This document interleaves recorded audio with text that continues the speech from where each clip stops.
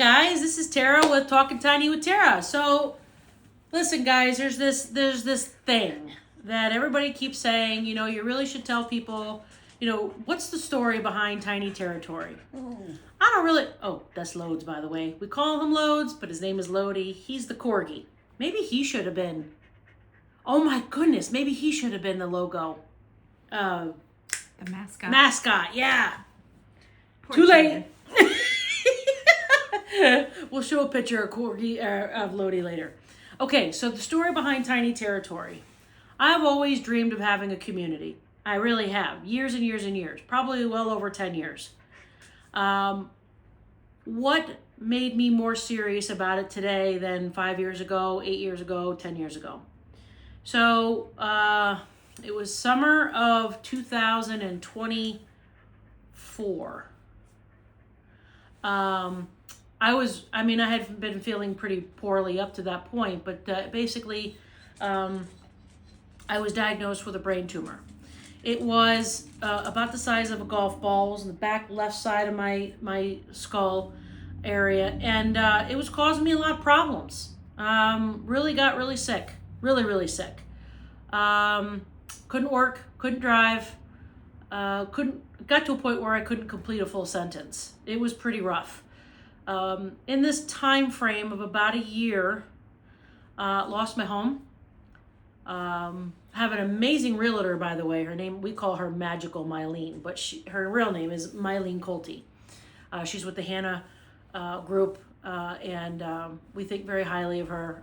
Thank God the house did not go into foreclosure. Because of her, it got sold.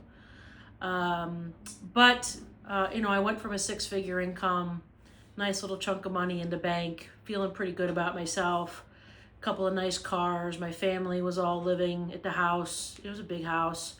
You know, we had a beautiful pool, and we had a hot tub, and we had a party barn. Let me tell you about the party barn, maybe another video, because we're going to rebuild it at Tiny Taratory. I had a huge fire pit. Used to have parties all the time, very social, go on vacations, thinking that life was pretty damn good, which it was. But not feeling good, and that would be my phone going off, which it does a lot. Please hold. All right. So here's the deal. Not that I want to get into grave detail, and I want to be super transparent on this. I don't want anybody feeling sorry for me. That makes me feel very uncomfortable. That's why I struggled with even really kind of talking about this. But you guys need to know why I'm doing it, and why it's community funded, and why do I need an investor for land? Because I lost everything. You know, you can't even go to a bank and ask for a land loan without having 25-35% down.